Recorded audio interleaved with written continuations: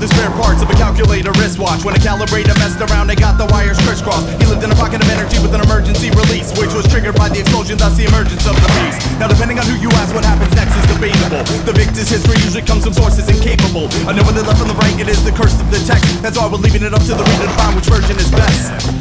The beast, the beast, the beast, the beast, the beast, the beast, the beast.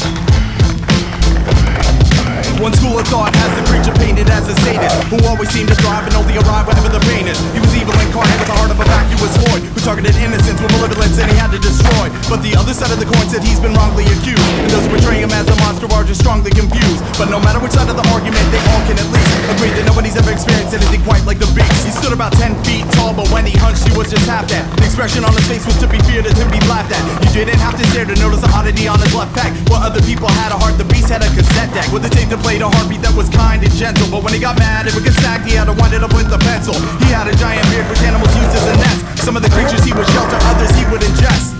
The beast, the beast, the beast, the beast, the beast, the beast.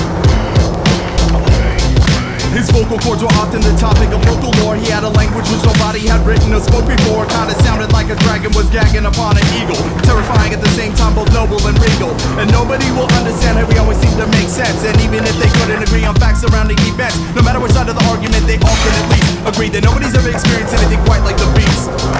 The beast, the beast, the beast, the beast, the beast, the beast.